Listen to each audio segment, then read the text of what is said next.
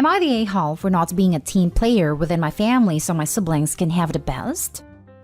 My parents resent me for being born. They were 19 when they had me, and I ruined their plans for college and their lives. They kept me, but they told me the heat of the moment when I asked too much from them that they have expressed their resentment for me. My parents had my brothers and sisters starting when I was 8. Now I'm 17 and they have 5 kids, me included. They love my siblings, and they go above and beyond for them. Always have.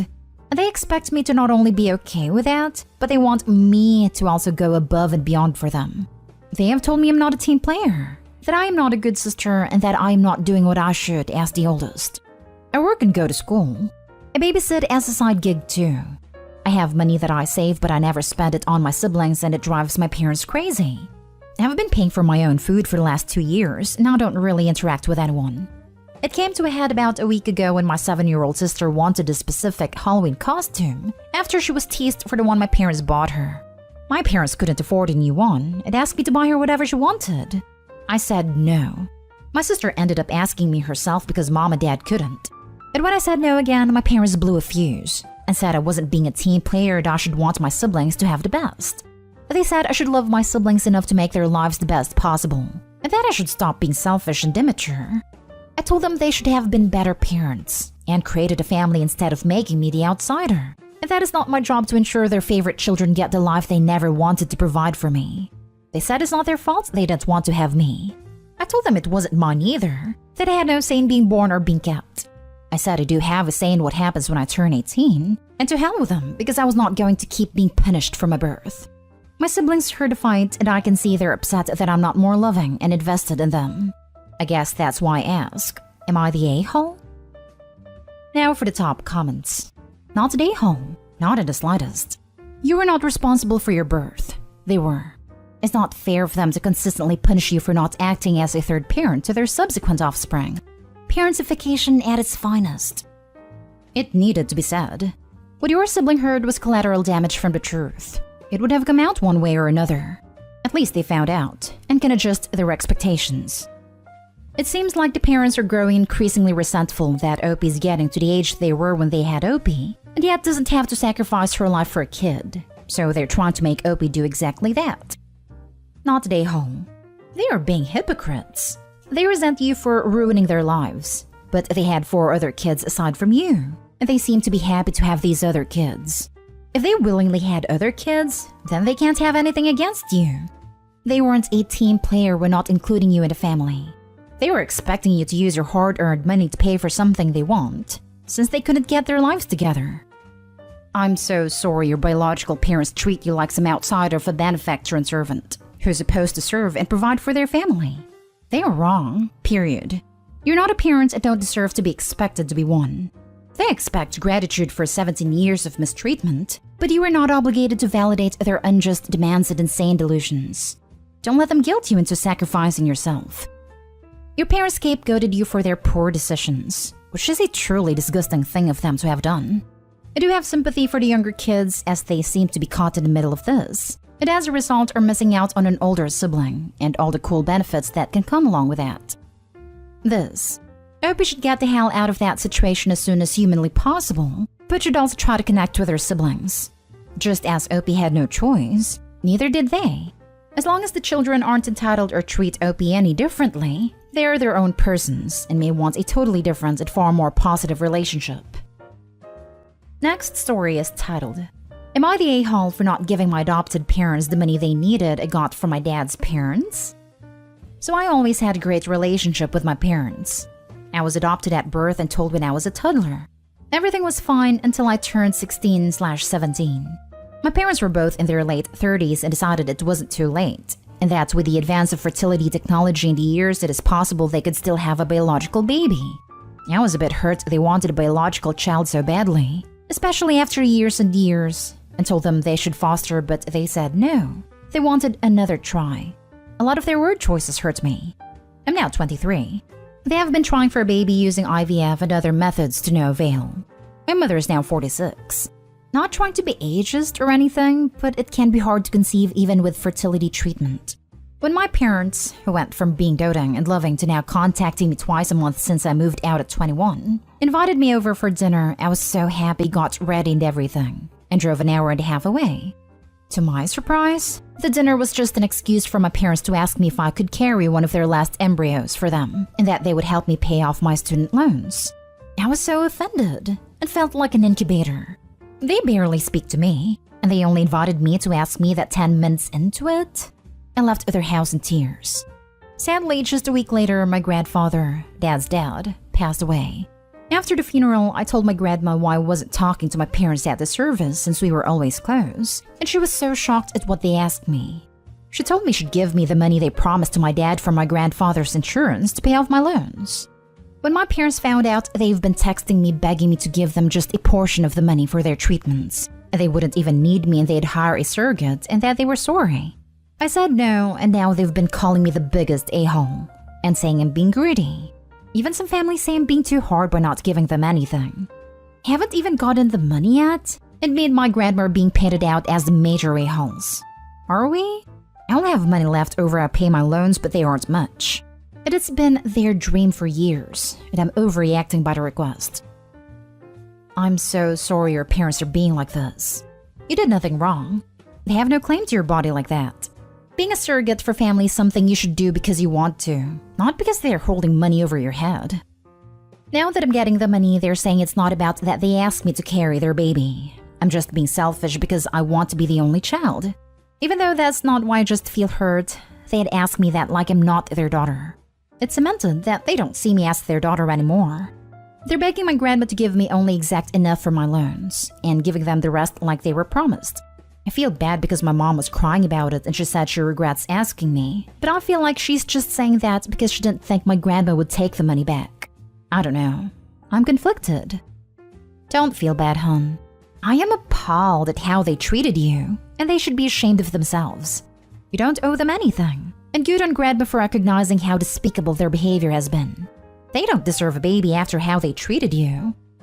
She regrets it because she's not getting what she wants anymore. It doesn't sound like the apologies were coming in when it was just about your hurt feelings. She's 46. However much I get her dream, it is time to call it quits. They got so obsessed they forgot they already had a daughter and neglected you.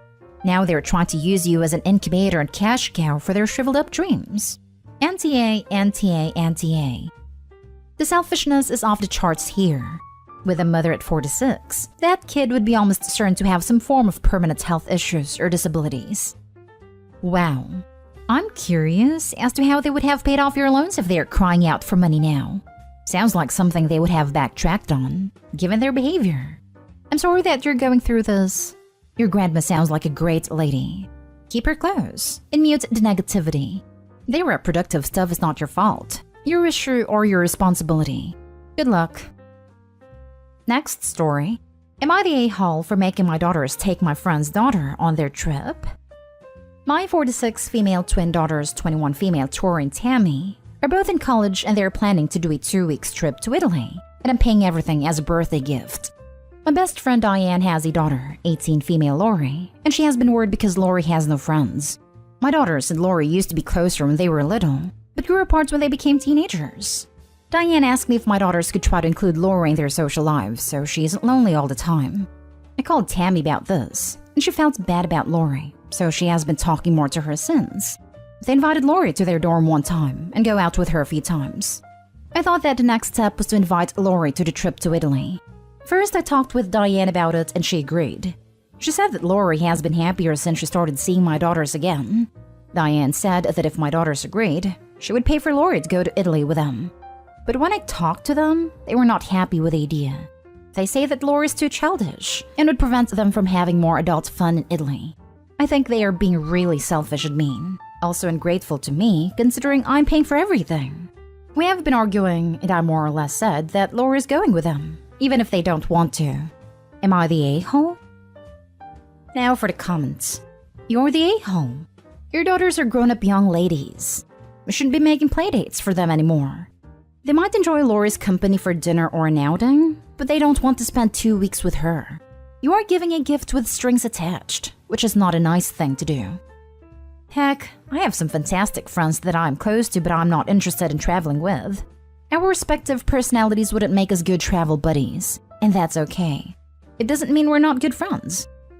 Can we also focus on there maybe being a real reason this girl doesn't have any friends? I guess it's her copter mom. Probably micromanaged her friend group so intensely that Lori has no clue how to make her own friends. Mom, you're the a-hole. I appreciate your kind mom's heart that feels for that 18-year-old, but your daughters are 21, and there's a big difference in those 3 years. It's not ungrateful at all. It's a gift you chose to give them. They didn't ask for it. Why should they have to accommodate someone else on their trip and be responsible for her?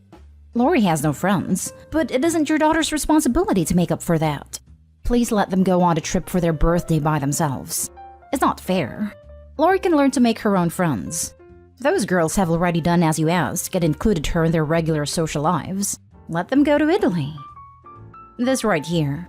Let your daughters have their time together and don't force them to bring someone along they don't particularly want to. If you do, they'll just end up resenting you every time they remember the trip. The biggest mistake you made was to talk with Diane about Lori going before you spoke to your daughters. General rule, always clear this kind of thing first with the folk who are impacted most if it goes through, and last with the folks who are impacted most if it doesn't go through. This way, if your twins reject the idea, like they have, then Lori doesn't have any hopes built up that get dashed. I just hope Diane ever told Lori about it, otherwise this will crush her. What's worse is that Lori will blame Tori and Tammy, and this will drive a wedge between them and their relationship. Hell, it's a no-win, even if you do end up forcing Lori to go to Italy with Tori and Tammy. Lori isn't stupid, she'll realize that she isn't wanted there. All forcing her to go will do is breed more resentment. Tori and Tammy versus Lori for her intruding on what should have been a sister's trip, and Lori versus Tori and Tammy for not wanting her there. Now for the last story. Am I the a-hole for not visiting my parents when my sister is around with her kid? I, 25 female, have 2 sisters, 28 female and 31 female. My oldest sister has a kid. I'm also planning on having kids in the future, and I love kids, but sometimes I get exhausted around them. I love my own kid, and I'm hoping to be the best mother ever, but I can't stand the expectation that I have to constantly like other people's kids and always be willing to care for them no matter what. Let's call the middle sister Kate and the oldest Jenny. Jenny has totally changed since having a kid. She used to want to stay child-free, but after an unplanned pregnancy, she decided to keep the kid, and she is now a stay-at-home mom. But since then, she's not the greatest person. She expects everyone to be her maid and her kid's babysitter. When she's around, she expects everyone to be 100% focused on her kid, and if you're not, she'll shame you for being a child hater. She's unbearable. My sister Kate has always been a people pleaser, and she does everything to seem like the good sister and aunt, even if it means putting her own needs aside. That's her choice, and I don't necessarily mind, but I'm not like that. I play with a kid, care for the kid, but I can't always be running behind a kid at all times. Whenever my sister is visiting my house, she's never checking her kid and expects everyone else to do so. Same thing when she visits my parents. The last time she visited my place, her kid broke a vintage porcelain doll my fiancé had gifted me, which used to belong to his grandma. It was very sentimental. And when my sister barely reacted to the kid breaking my doll, she also said I'm not a kid to be sad over a fricking doll and told me to get over it. She blamed me for not watching her kid, and if I had watched her, she wouldn't have broken my doll. I told her that unless she starts caring for her own kid, she won't be allowed in my house. A few days later, I had visited my parents. Jenny was there and so was Kate. Kate was always making comments about how heartless I am because I don't pay attention to the kid. She accused me of hating the kid and claimed she's the better aunt. Jenny laughed with Kate about it. They then started making fun of me for being sad about the doll. I said it's not just about the doll, but about the expectations she put on other people. My parents and my sister Kate sided with Jenny and said I should be grateful she's warming me up just in time to also be a mom. I said I've had enough of being bullied into watching her kid. And while I love the kid, I won't visit my parents whenever Jenny's around because I feel exhausted both physically and emotionally when the mocking takes place. They said I'm being dramatic and I should get over myself. They claim I'm also a child hater if I refuse to watch and play with the kid all the time. Am I the a-hole? Not the a-hole. Your family sounds exhausting. I've never understood why people think they don't need to supervise their own kids just because there are other adults in the same area/house. Her kids are her responsibility. Even if someone else is playing with their child, it's still up to the parents to monitor their behavior and correct them and generally meet their needs, like food and hydration and toileting needs, etc. I'm exhausted because I'm blamed for not being behind her kid 24/7. When I dare have my own interests and life, I'm accused of not loving her kid. They even say that to the kid that Aunt X doesn't love you as much Aunt Kate loves you more, which is ridiculous. They're conditioning the kid to see me as someone who doesn't love her. Yes, refuse to be around your sister, who is entitled and a bully. If your parents or other sister give you crap when you visit, calmly say you refuse to be manipulated and leave. No drama, yelling or flouncing out the door. Just calmly say, okay, gotta go, and do it. Every single time. If they still won't stop, even knowing you'll leave when they start up, they've demonstrated that they don't value you as a person, only someone to push around. Then you'll have no qualms at going low contact. I'm sorry, but your family sounds awful. You should be grateful she's warming you up. No. Her kid, her responsibility. It would be different if she specifically asked you to watch her kid for a certain period of time, like if she had to run an errand. But she just can't assume everyone in eyesight is now automatically a babysitter, and she can relax and ignore the child. Not stay home for setting and enforcing boundaries. She and my parents shame me for not keeping my eye on kid 24/7 whenever I'm around my sister. They tell the kid that I don't love her. My sister doesn't work and she's responsible for her house and her kid, yet expects everyone else to do the work for her. She only goes out for coffee and drinks with her friends and expects my mom to babysit my niece all the time. And my mom also cleans my sister's house and cooks for her and her husband. My sister and her husband do nothing to care for their own house and family.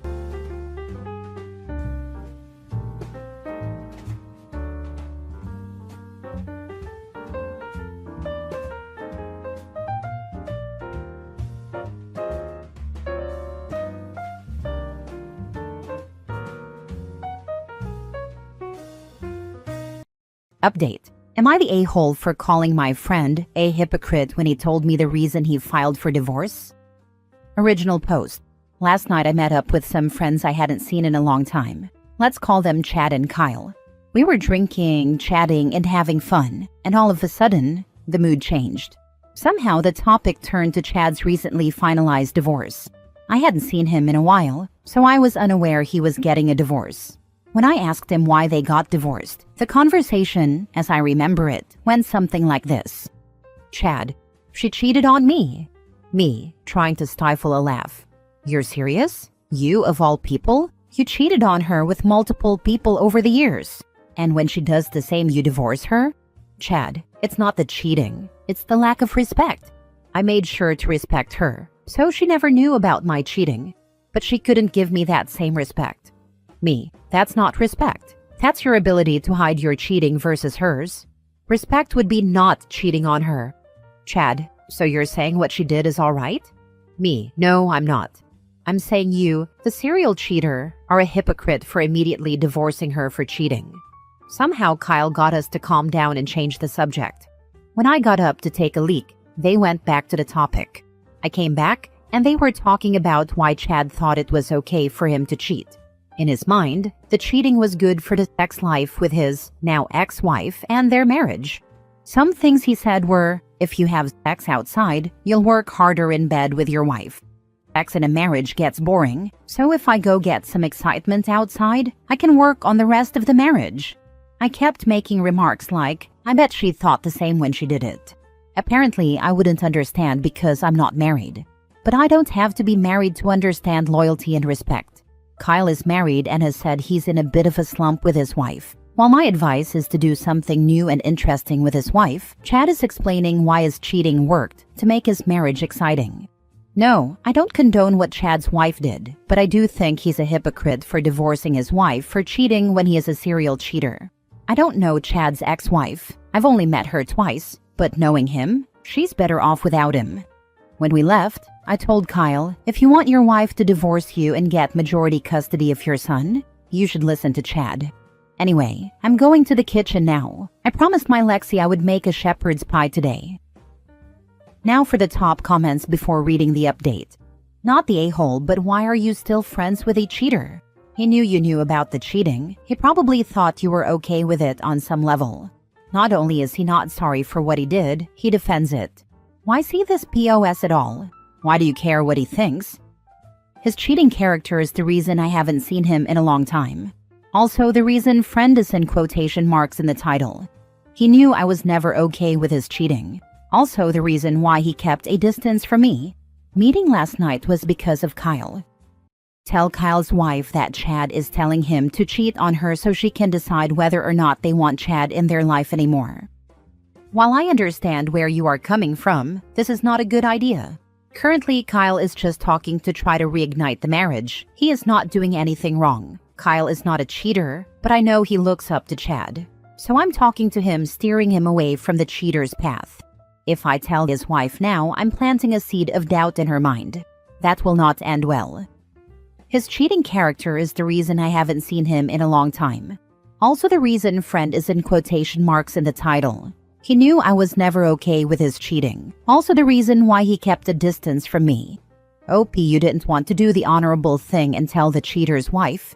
You've made yourself look heroic with your tale of calling out the cheater when it really didn't matter anymore, when you could have done something much earlier by disclosing to the wife. You want a timeline? Chad and I used to be friends in our teens and 20s. I've distanced myself from Chad for 15 years now. Chad got married about 12 years ago. In those 12 years, I met the now ex-wife twice. I wouldn't be able to pick her out of a lineup. How do I know Chad cheated? Because I ran into him at numerous work events, and he kept bragging about the different women he had. And I kept calling him a POS. How do you think I should have talked to the wife? You don't know me, but I was a friend of your husband years ago. I just want to tell you he's cheating on you. Do you think she would listen to a stranger? It's easy to say, you should have told the wife, but in reality, it's not that easy to say something they don't want to hear. Now for the update 8 months later. Not necessarily an update of the situation, just an update on the people involved. Not long after the post, Kyle distanced himself from Chad. He said Chad was pushing him in a direction he didn't want to go, so he stepped back. Kyle is a nice guy, and we've become closer friends. He listened to some friends about how to spice up his relationship with his wife, and it worked. They are expecting a second child. Kyle hopes it's a girl. Kyle wanted to do one more thing before having a second child. He wanted a ride with his boys. So this weekend, we are renting a few hogs and going on a ride. He invited 6 friends, and I've added 2 more experienced riders. He's calling it the bachelor party he never had. The girlfriends and wives of the riders are having their own party that weekend. About Chad, I haven't seen him since that post. I've heard some rumors, none of them good. A few days ago, I heard what happened to him. About a month ago, Chad was shot and killed. I only just found out, so obviously I didn't go to the funeral. Kyle was also not aware this had happened. Chad was sleeping with a married woman. She was married to someone with a very short fuse and access to guns. I don't know what happened to that woman, but the guy who shot Chad is currently awaiting trial. So that's the update.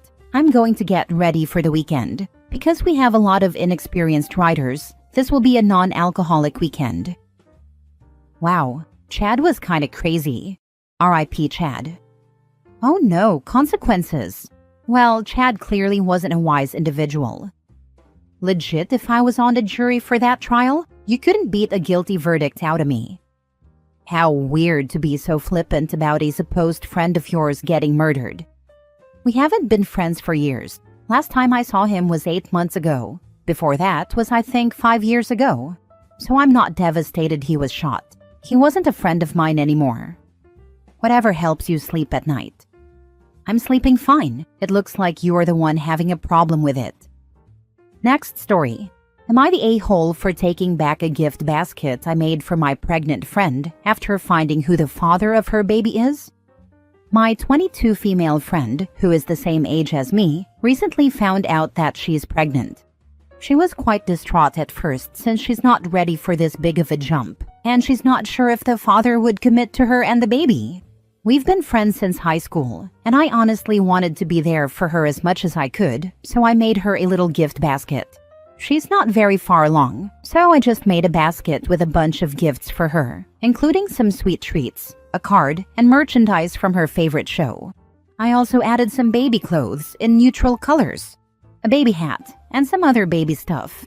I came over to her place and she was elated when I gave it to her.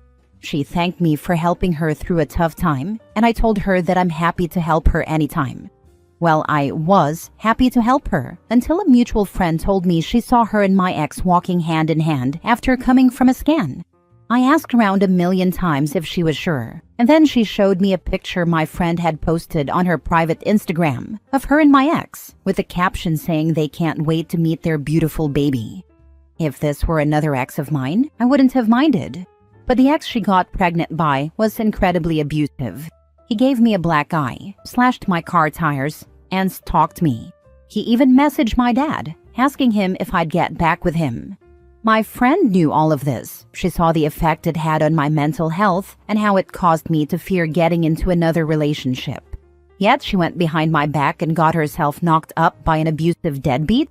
When I saw the pictures, I knew I'd never be friends with her again, and I was fine with that. I'd rather have toxic people out of my life. But one thing I couldn't get over was the money I spent on that basket. So I went over to her place and her sister let me in. I went to her room, took the basket and what items with it I could find, and left a note in its place. It was so embarrassing because I had to run through the back door to avoid being seen, and this whole thing feels immature. Anyway, in the note, I wrote how I felt about her betrayal and told her I wish all the best for her child. That's being brought into the world by an abusive deadbeat and someone who has no loyalty to her friends. I may have phrased that a little differently. I've blocked her everywhere, so I don't know her reaction.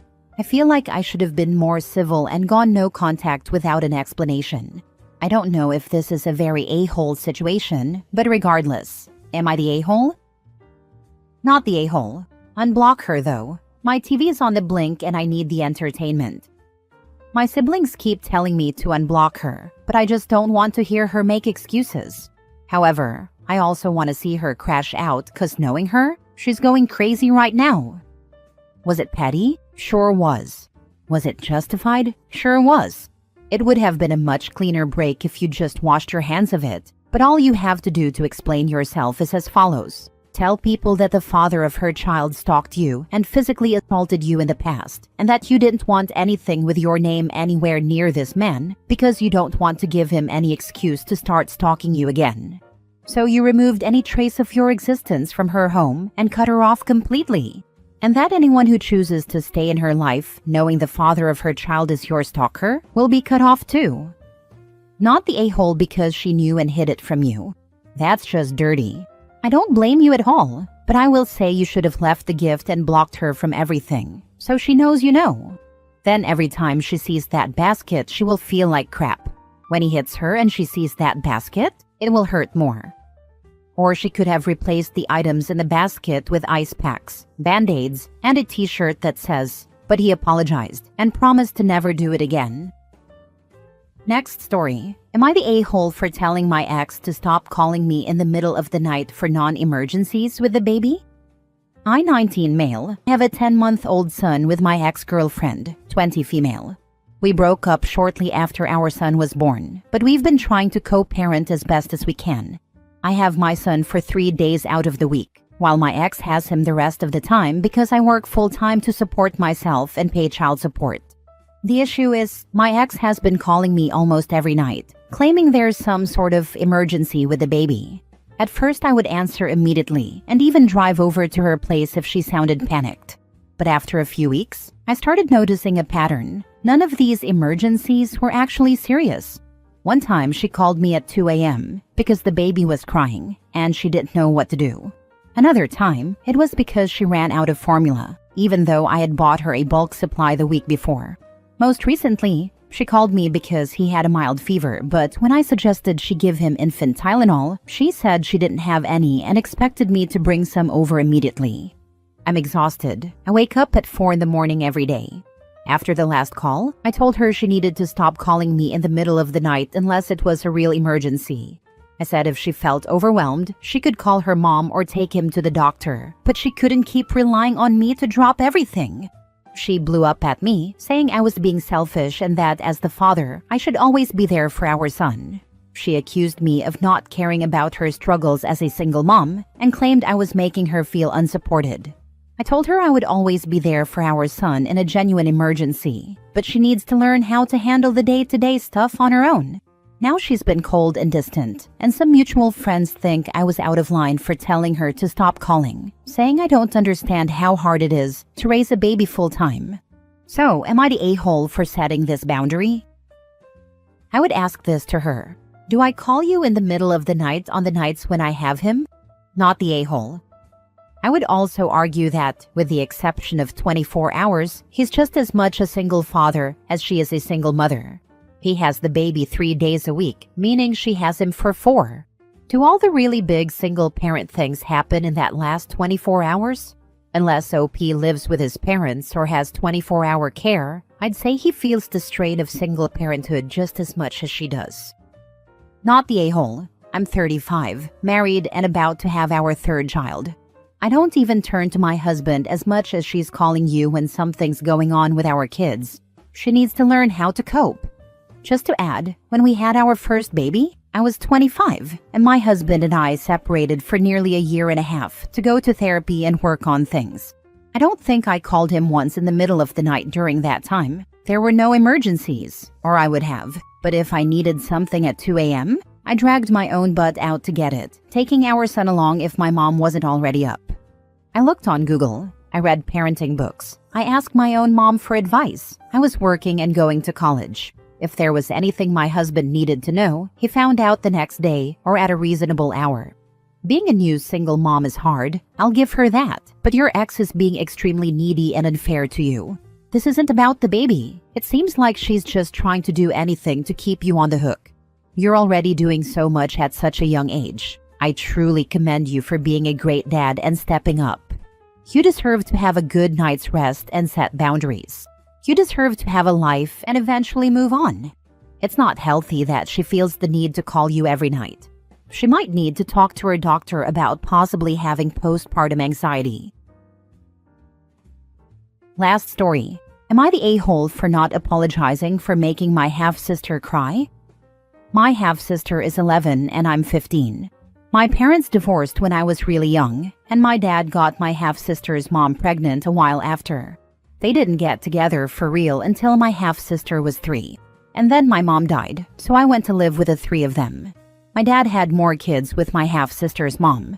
I don't know why, but 2 or 3 years ago, my half-sister started telling me I was dumb and stupid and that her mom was my mom. She said it was weird for me to talk about someone else being my mom. I told my dad, and he went and talked to her, but it didn't help. She got worse. She said my mom was just some dead woman, and that her mom was being my mom. I told my dad more times, and he talked to her more times, but it didn't help. So last week, she said the same stuff again, and I told her I have a mom, and she died, but she's my real mom, not hers. She said she isn't my real mom because she died before I was an adult, and that made her mom my mom. She called me a dumbass for not understanding that it works that way. So I told her that if she died before I turn 18, she's not my real sister anymore, and I'll remember that so I don't call her that anymore. She started crying, and her mom heard and asked what had happened. She told her what I said, and her mom told me I didn't need to be a jerk and that she's only 11. I said she told me my mom wasn't my real mom because she died before I turned 18, so I'm just making sure she knows the same will be true if she dies. When my dad got home, he talked to us both and then asked me to apologize and to understand why I was wrong. He said she's younger than me and I really hurt her feelings. I said I didn't care about her feelings since she doesn't care about mine. He told me she still has more learning to do, and if I don't apologize, this will always be between us, even when she does learn. I didn't apologize, and my dad's disappointed, but he said he accepted my stance. My half-sibling's mom, though, she's saying I need to be grounded for not apologizing and for not caring that I hurt my half-sister. Am I the a-hole? Not the a-hole, although I suspect that she's heard it from your stepmom.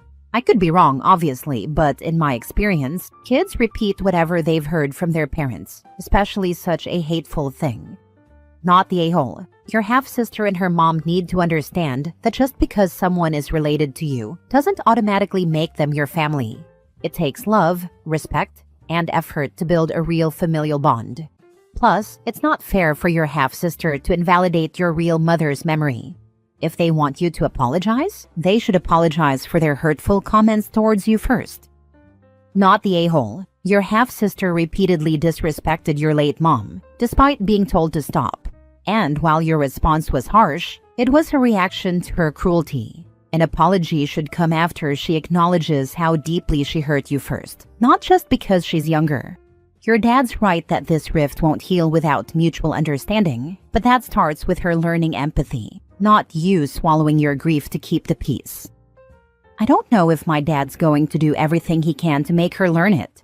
From what I can see, he expects me to compromise and make it seem okay.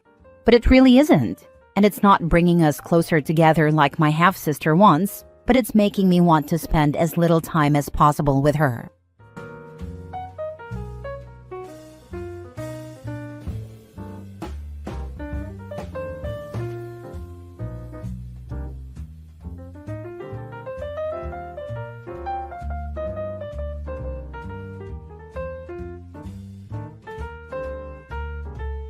Update. My fiancé invited his ex-situationship to our wedding behind my back.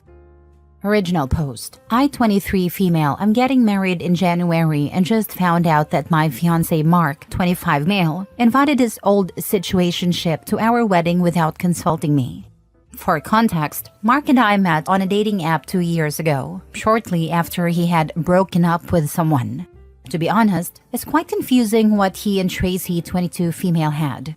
They met through a mutual friend and developed feelings for each other. Mark told me they never officially dated or slept together, but it was more than just friendship. To this day, he still keeps her love letters and gifts, and sometimes talks about her. After their breakup, they try to stay in contact as friends, but Tracy ghosted him once she found out we had started dating. From what I've seen on her social media, she's currently in a relationship, so I'm not worried about her trying to get back with my fiancé. They haven't been in contact for 2 years, but he still has her phone number and email. I discovered that Mark had invited her to our wedding when I double-checked our guest list and found her name. While I know Tracy isn't a threat to our relationship, the fact that Mark invited her without telling me makes me feel uneasy about the wedding. He insists he doesn't have any feelings for her, yet he went out of his way to send her an invitation. Maybe I'm just being insecure, but I'm starting to worry that he might not be completely over her. I don't want to lose him. Now for the top advice before reading the updates. He's probably not over her, especially since they were never a thing. For him, she might be the one that got away. If I were Opie, I would have a very serious talk with him. I don't get why he is never over her, especially if they were never a thing. From what Mark told me, he was the one who didn't want a relationship, since Tracy just started life. Tell him you don't want her there and that's final. And he better rescind it, or you'll have to rethink the marriage.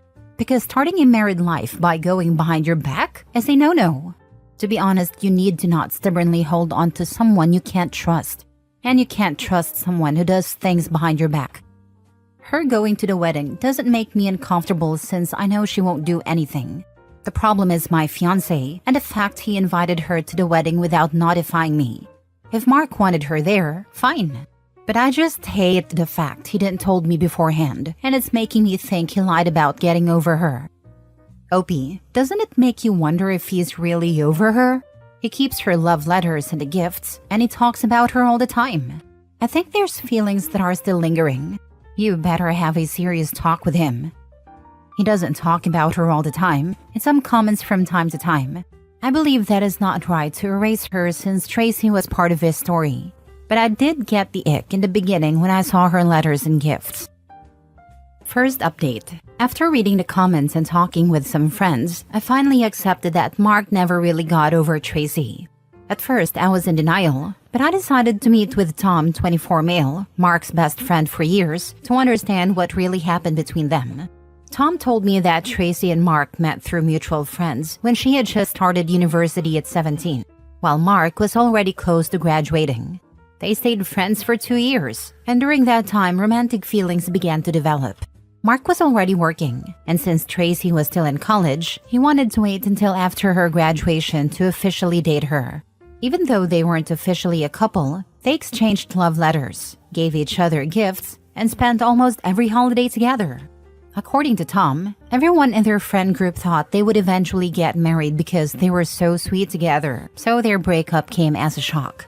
Tracy was the one who ended things because their religious values didn't align. She wanted to save herself for marriage. They decided it would be better to go their separate ways, with the possibility of trying again in the future. After Mark and I started dating, Tracy realized there was no point in waiting for him any longer, so she began seeing other people and blocked him on everything except email, wanting a fresh start. It became clear to me that Mark was still holding on to hope that Tracy would come back to him someday because of their previous talks about trying again after a few years. This realization hurt so much because I truly loved him. I haven't confronted him yet because I'm still shaken up, and I'm not sure if this marriage will happen. I will update again once I calm down and talk to him. Why have you not asked him why she was added to the invite list yet? There could be a reasonable explanation. I don't want to break down in front of him while asking. I need to cool off first. But you talked to his best friend? You know Tom is going to give him a heads up. I wanted to know the nature of their relationship first. Well, I think a positive is that Tom's version lines up with Mark's. I think you should ask Mark about it before Tom has an opportunity to give him a heads up and for him to make up some reason for the invite. Second update. It's been a while since my last update, and I'm here to announce that the wedding has been called off. My parents are taking care of canceling everything for me, and honestly, it feels like I'm a child again, with mom and dad solving my problems. After talking with Tom, I confronted Mark and laid everything out for him.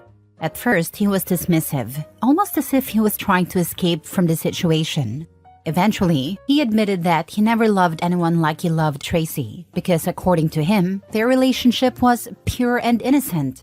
He said she reminded him that life isn't just about physical desire, and during his darkest times, she was like a ray of sunlight. Hearing the man I love confess how much he loved another woman was beyond hurtful.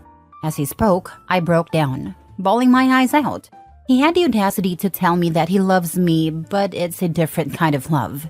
When I asked why he invited her to our wedding, he had no response. Why did he have to jeopardize our future for a past relationship? It hurt so much.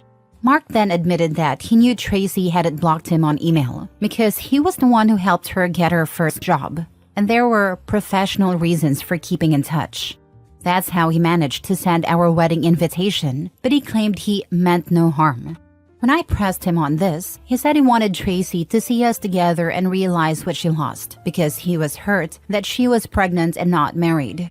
The moment he mentioned her pregnancy, an alarm went off in my head. How did you know she was pregnant? I asked. You said she blocked you everywhere. I could see the panic in his eyes as he started to stutter. I demanded to see his phone and found more than 5 accounts he used to stalk Tracy.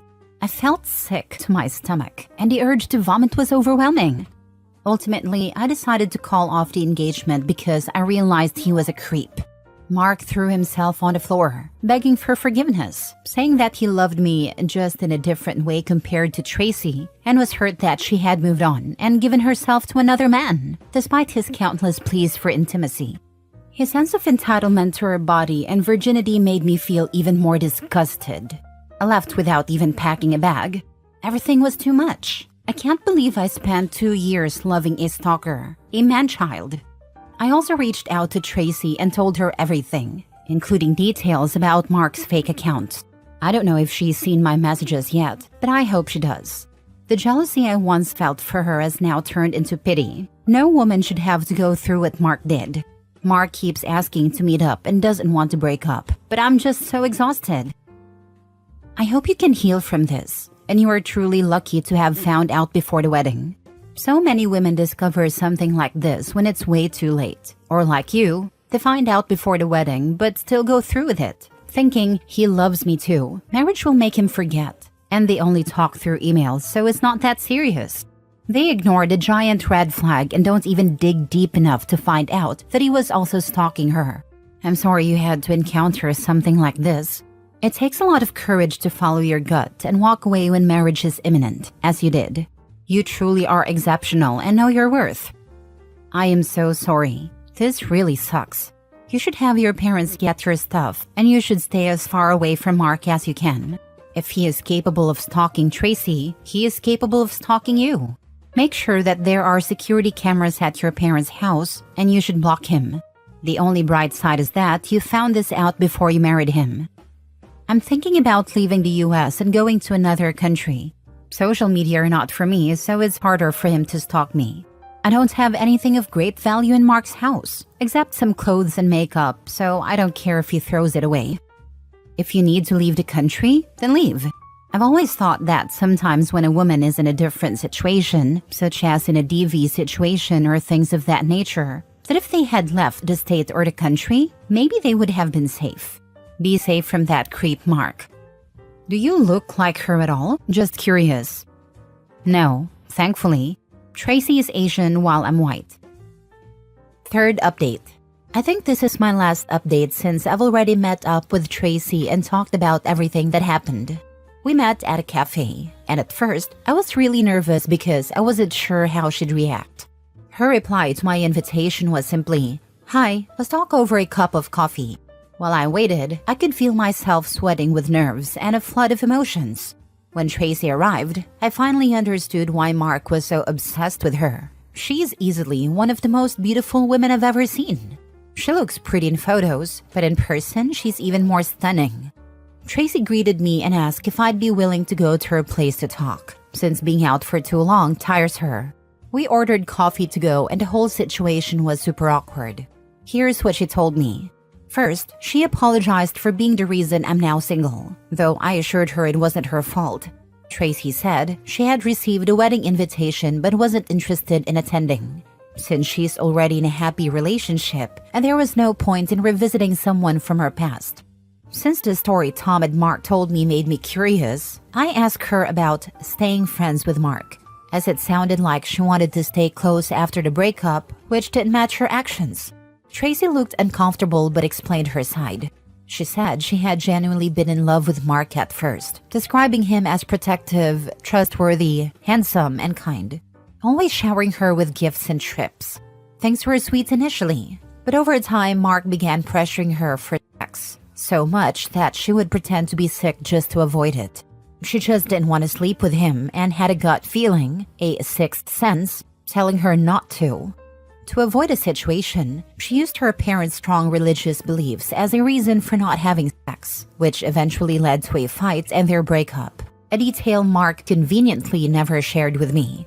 2 weeks after they split, they started talking again because Tracy felt she owed him, as he had helped her get a job at a prestigious company and had spent a lot on her, including a Rolex for her 18th birthday. Admittedly, it made me a bit mad since he never spent that kind of money on me. When Tracy found out Mark and I were dating, she was relieved. Finally, she had a reason to block him everywhere, as he'd still occasionally hint at them getting back together. I told her that, throughout my entire relationship with Mark, he would occasionally bring her up. Initially, it felt a bit weird, but I brushed it off because she was part of his past. I also mentioned Mark's numerous fake accounts, which she didn't believe at first until I showed her the ones I knew. It was creepy, as they all had female names, followers, and photos looking very real. Since her account is public, I suggested Tracy make it private. She created a new account using her Korean name and deactivated the old one. We ended up having a nice time and became friends. She's truly a sweet person, and I saw how her boyfriend treats her like a queen. I'm happy she found love and got rid of Mark.